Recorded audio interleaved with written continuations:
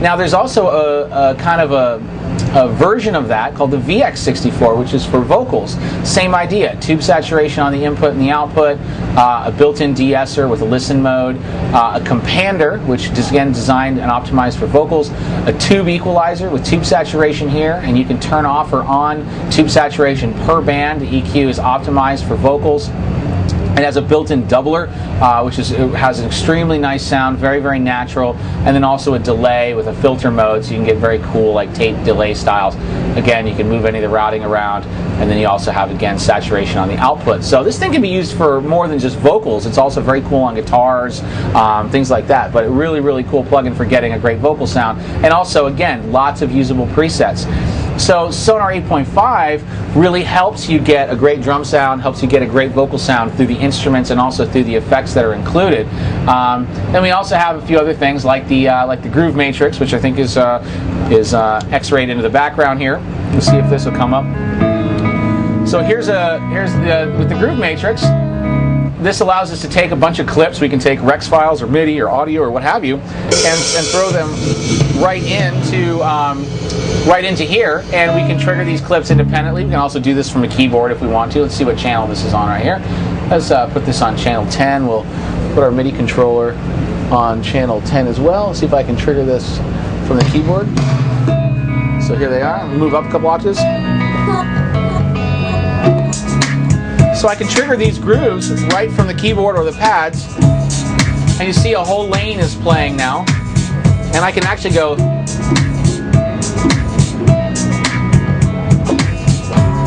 so you can kind of actually juggle the beats and things, which is pretty cool. And then I got like a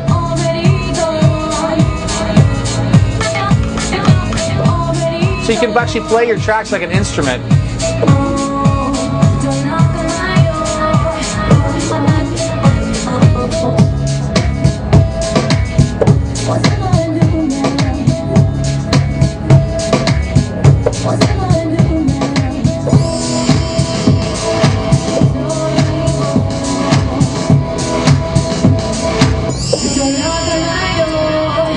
So you can really kind of reach in and play your audio right from the Matrix. You can capture that performance too. If you hit record, everything you play actually paints and draws out on the tracks for you. So instead of painstakingly taking loops and painting them out with the mouse and saying, oh, that might sound good, maybe that'll sound good, which isn't very fun, isn't very musical necessarily, and takes a hell of a long time, you can actually play it in right from the keyboard. And it's much more intuitive and organic and fun and musical, and it takes a whole lot less time as well. So you can put MIDI files in here, step sequencer files, Rex files, wave files. It's got a one-shot mode. Anything you want to throw in here, cut up stuff on your audio tracks and put in there, and it's a great environment for mixing and for arranging. And I mentioned step sequencer files.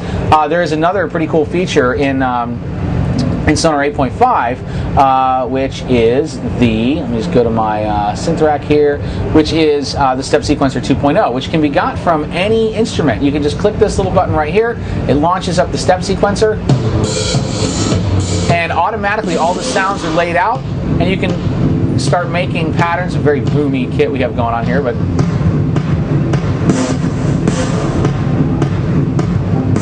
simple kit. Maybe some hi-hat, maybe some close. So you start painting stuff out. Okay, I got a bunch of stuff going on in the background, but the idea with it is that you can double click, you can make flams, you can draw in your flam amount, you can actually adjust timing on all the different inputs. You can click and just roll your mouse wheel and turn up and down velocity, control velocity from here, flam amount. You can write in things like modulation, cutoff and resonance are right there and ready to go and be drawn in for any synth. Open up a lane for any of these. You can have as many lanes as you want. So this was the original Step Sequencer 1.0, I believe, came out in Sonar 7, I think, or maybe Sonar 8. And this is the new 2.0 version of it, which includes a lot of new capabilities. And you can get to the Step Sequencer from any virtual instrument. You think, I'd like to use a Step Sequencer on this. Click the button, it opens up, and all your sounds and everything will be available. So bass lines in a bass synth, or drums in a drum synth, or what have you. So that's another new thing in Sonar 8.5. Also, Audio Snap's been improved. Audio Snap 2.0. And there's a new arpeggiator per track, very advanced arpeggiator that can play all kinds of phrases and shapes and inward circles and outward circles, and so that's a lot of fun to play with. So a lot of really great composing tools have been added to Sonar 8.5. Upgrade for VS700 odors for Sonar 8.5, also for people who are using any audio interface out there. Last thing I'll show you is the new SD50 over here. And the SD50 is a audio interface. It also is a control surface, and it has a full Roland sound module inside it that also includes things called solo tones, and these are very, very realistic, very, very playable sounds that are very, very special, and they have a very sort of more than just sort of sample-based capability. They have a lot of dynamics to the tones, so those are built in there. A lot of different sounds. It also has a player, so you can play back audio files. You can also play back MIDI files through the sound module, and as I mentioned, it's a control surface and audio interface, headphone jack. So very, very useful, I think, for academic or for live performers or people writing music, you know, with laptops or netbooks or what have you. So a lot of new things here at the NAMM Show 2010. It's been a great show, great crowds, lots of people here, and we thank Producer's Edge for coming by and seeing us. See you next year.